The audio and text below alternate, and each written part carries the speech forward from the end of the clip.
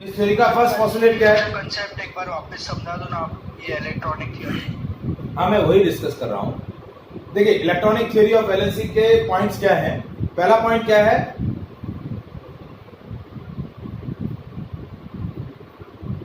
That valency of an element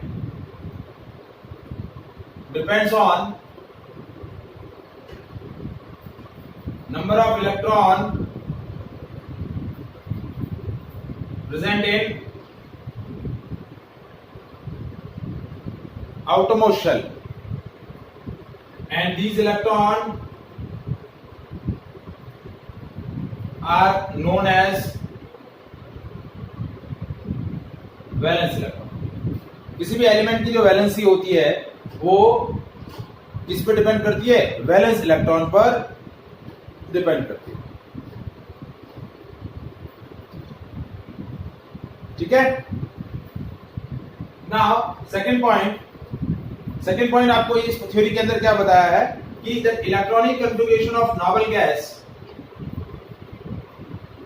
is a stable configuration because every noble gas has 8 electron in its outermost shell except helium में duplet होता है। ठीक है। बाकी सारी gases के अंदर neon, argon, krypton, xenon, radon, इन सारी गैसेस के अंदर क्या होता है? 8 इलेक्ट्रॉन्स होते हैं and that electronic configuration is stable configuration. That's why these gases are chemically inert gases. इसलिए इन गैसेस को हम क्या बोलते हैं? Chemically inert gases. And these kind of gases do not form any compound.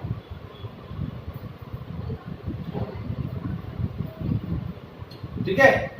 So electronic configuration of noble gases is stable configuration. These gases are chemically inert. They do not form any kind of compound. Is it clear? Third point, that atoms having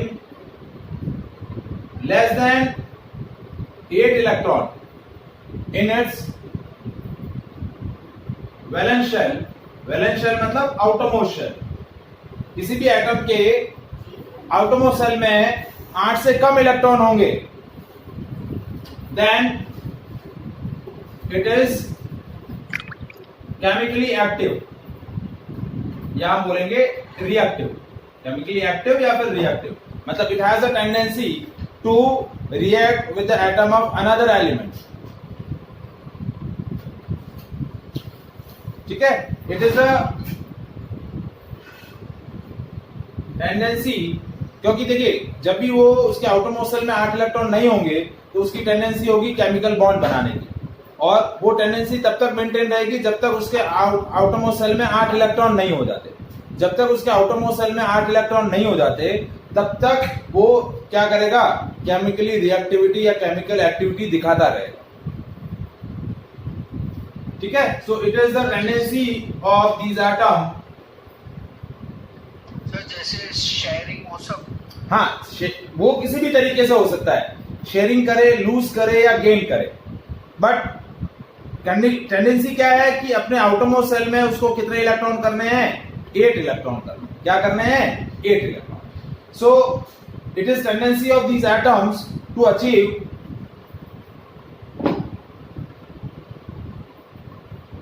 8 electron in its valence shell. Next point वही है कि वो किस तरीके से अपने outermost shell के अंदर 8 इलेक्ट्रॉन किस तरीके से कर सकते हैं। 2 तरीके हैं, आइदर लूजिंग और गेनिंग द इलेक्ट्रॉन्स और बाय शेयरिंग द इलेक्ट्रॉन। जो नेक्स्ट पॉइंट है वो नेक्स्ट पॉइंट हमारा यही है कि किस तरीके से। देखिए, पहला पॉइंट क्या बोला कि किसी भी एलिमेंट की जो वैलेंसी है, वैलेंसी क्या होती है? Combining capacity of an element. किसी एक एटम की दूसरे एटम से बॉन्ड बनाने की जो टेंडेंसी है, ये जो एबिलिटी है, उसको हम बोलते हैं उसकी वैलेंसी वैलेंस इलेक्ट्रॉन पे डिपेंड करती है। अब यदि किसी एटम के आउटरमोस्ट सेल में 8 इलेक्ट्रॉन है तो वो केमिकली इनएक्टिव होगा, लेकिन यदि उसके आउटरमोस्ट सेल में 8 से कम इलेक्ट्रॉन है then it is chemically active. It has a tendency to acquire 8 electron in its outermost shell. So fourth point क्या है? There are 2 methods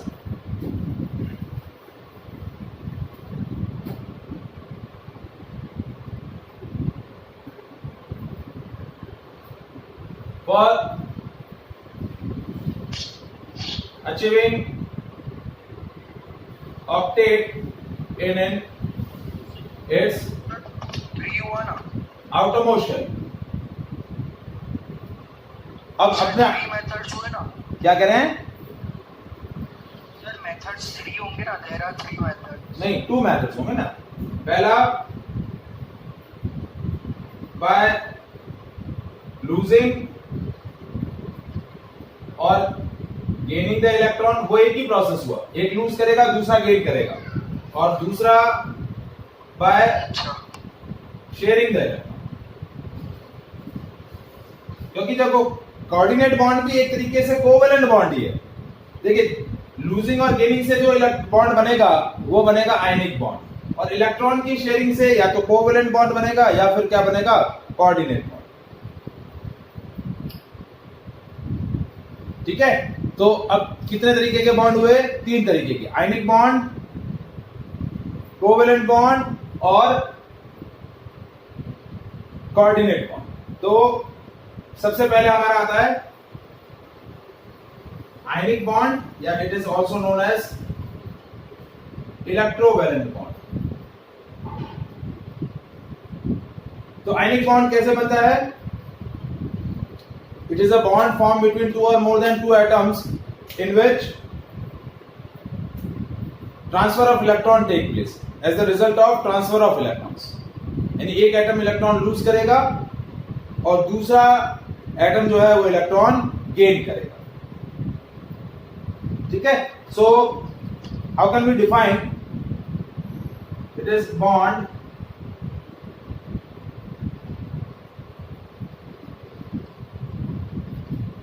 formed by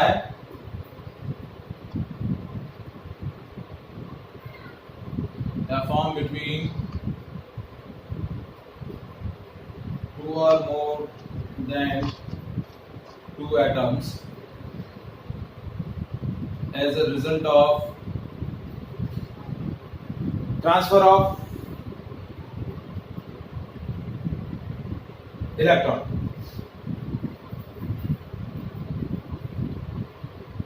From electropositive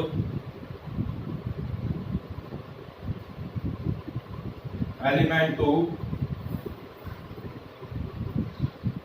electronegative element।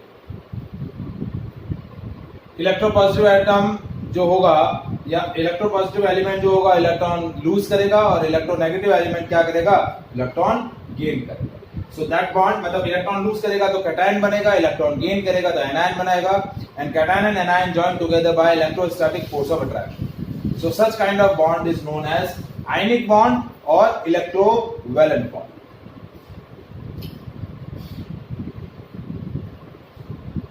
ठीक है, next आता है शेयरिंग ऑफ इलेक्ट्रॉन। तो sharing of electron से कौन सा बॉन्ड बनता है? Covalent bond.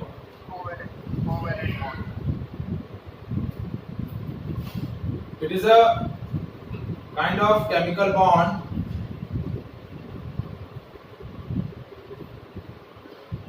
formed between 2 atoms by sharing of electrons। मतलब they do not have a sufficient number of electron to lose or gain, तो क्या करेंगे, इलेक्ट्रॉन शेयर करेंगे। क्या करेंगे, इक्वली क्या करेंगे, इलेक्ट्रॉन शेयर करेंगे। And one pair of electron make a one bond. यदि 2 इलेक्ट्रॉन की यदि डोनेटिंग हो रही है, और क्या होता है, एक इलेक्ट्रॉन एक एटम डोनेट करता है, दूसरा इलेक्ट्रॉन दूसरा एटम डोनेट करता है। ठीक है, तो एक इलेक्ट्रॉन पेयर है, तो एक इलेक्ट्रॉन पेयर में एक एक इलेक्ट्रॉन दोनों एटम क्या करते हैं, इक्वली डोनेट करते हैं। तो कोवेलेंट बॉन्ड में इलेक्ट्रॉन डोनेशन जो होता है वो इक्वल अमाउंट में दोनों एटम्स के थ्रू होता है। जबकि कोऑर्डिनेट बॉन्ड, या इसको हम बोलते हैं dative bond, it is a special kind of covalent bond. ठीक है, डेटिव बॉन्ड क्या होगा, डेटिव बॉन्ड, या फिर हम दूसरा बोलते हैं इसको कोऑर्डिनेट बॉन्ड। तो डेटिव बॉन्ड में क्या होता है, कि पूरा का पूरा इलेक्ट्रॉन जो डोनेशन होता है, इलेक्ट्रॉन पेयर, वो पूरा एक एटम करता है। It is a kind of, या फिर हम बोल सकते हैं special kind of covalent bond in which contribution of electron pair is made by only one atom.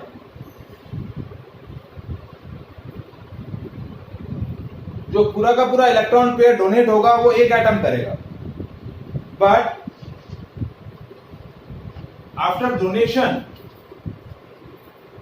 electron pair is shared equally between both the atoms. Donate करने के बाद वो इलेक्ट्रॉन पेयर उन दोनों के बीच में इक्वली क्या होगा, शेयर होगा। तो that special kind of bond is coordinate bond. मैं एक एक करके तीनों के सिंपल एग्जांपल आपको दे देता हूं, ठीक है। इसको हमें और अच्छे से डिटेल में डिस्कस करना है। इस चैप्टर के अंदर हमें यही तीनों बॉन्ड्स को डिटेल से डिस्कस करना है, ठीक है। बट हमने डिफाइन किया, डेफिनेशन डिफाइन करी है, तो एक सिंपल एग्जांपल, क्योंकि देखिए कोवेलेंट बॉन्ड और आयनिक बॉन्ड का बेसिक आप पहले भी पढ़ चुके हैं, तो थोड़ा बहुत आपको इसमें आई थिंक समझ में आ ही जाएगा। तो देखिए जैसे मैं डिस्कस कर रहा हूं covalent bond, sorry ionic bond, जैसे आयनिक बॉन्ड में मैं एग्जांपल ले रहा हूं NaCl, ये आयनिक कंपाउंड है सोडियम क्लोराइड। कौन सा कंपाउंड है, सोडियम क्लोराइड। तो देखिए सोडियम का एटॉमिक नंबर क्या है, 11, 2, 8 and 1। तो इसका लुईस सिंबल क्या हुआ,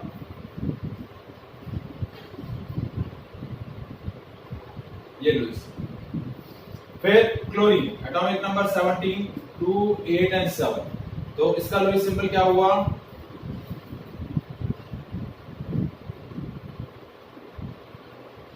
2, 2, 4, 6 और ये 7। ये देखिए मैंने अलग अलग बताया आपको। क्लोरीन के इलेक्ट्रॉन्स का रिप्रेजेंटेशन अलग बताया, और हाँ अभी आ रहा है बेटा, नहीं दिख रहा है। मैं आयनिक बॉन्ड का डिस्कस कर रहा हूं। जैसे मैंने सोडियम क्लोराइड लिया, क्या लिया, सोडियम क्लोराइड। तो सोडियम का सिंबल क्या है, सोडियम का लुईस सिंबल है Na, और आउटरमोस्ट शेल में एक इलेक्ट्रॉन है तो Na+, क्या हो गया, Na+।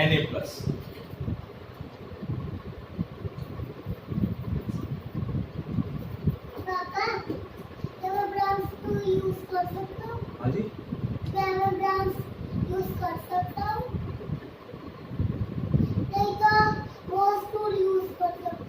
अभी आपको यूज करना कर लो, इस क्लास के बाद पापा यूज करेंगे। ब्राउन वाला, फिर वो वाला दे दोगे 2 मिनट के लिए, ठीक है।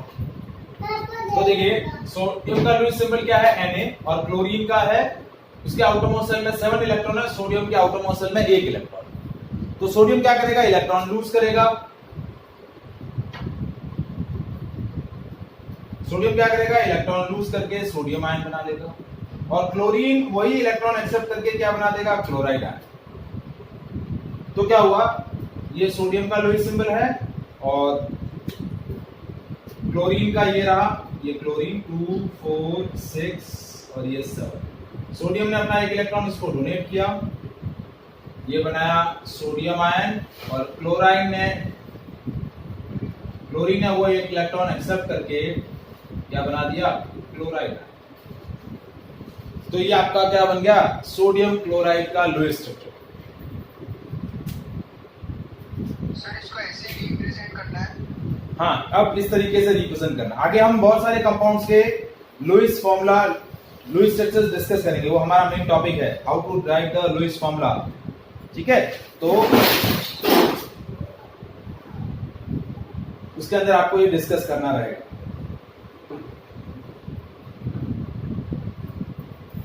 ठीक है। अब जैसे नेक्स्ट है आपका कोवेलेंट बॉन्ड।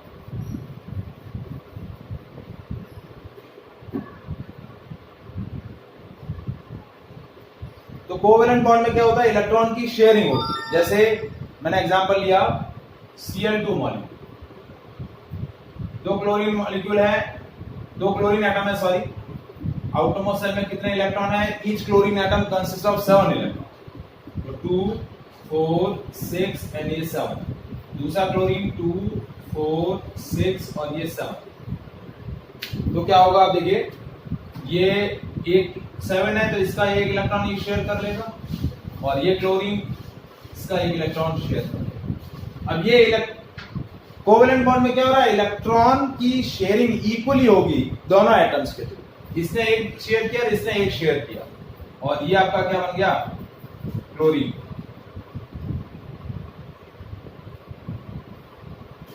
ये जो क्रॉस मैंने बताए हैं ये नॉन पेयर ऑफ इलेक्ट्रॉन है, नॉन बॉन्डेड इलेक्ट्रॉन है, मतलब ये बॉन्डिंग में पार्टिसिपेट नहीं कर रहे हैं। बॉन्डिंग में ये और ये पार्टिसिपेट किया, तो एक एक इलेक्ट्रॉन बॉन्डिंग में पार्टिसिपेट कर रहे हैं, बाकी 6 इलेक्ट्रॉन नॉन बॉन्डिंग है, बॉन्डिंग में पार्टिसिपेट नहीं कर रहे। अब आता है कोऑर्डिनेट बॉन्ड, या जो हम डेटिव बॉन्ड बोलते हैं।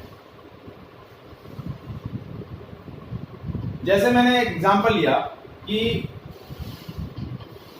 NH3, अभी के लिए देखिए जैसे NH3 है तो उसके सेंट्रल एटम नाइट्रोजन पर 2 लोन पेयर ऑफ इलेक्ट्रॉन होते हैं, और दूसरा मॉलिक्यूल है BF3। तो क्या करता है, नाइट्रोजन जो अपना पूरा का पूरा ये इलेक्ट्रॉन पेयर इसको डोनेट कर देगा।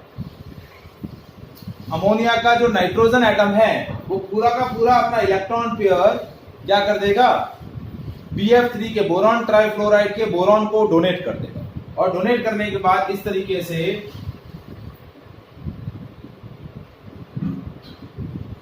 ये आपका डेटिव बॉन्ड, ये क्या बोला जाएगा, डेटिव बॉन्ड। ये पूरा का पूरा इलेक्ट्रॉन पेयर इस एटम ने डोनेट किया इस एटम को, और डोनेट होने के बाद ये इलेक्ट्रॉन पेयर इक्वली इन दोनों के बीच में शेयर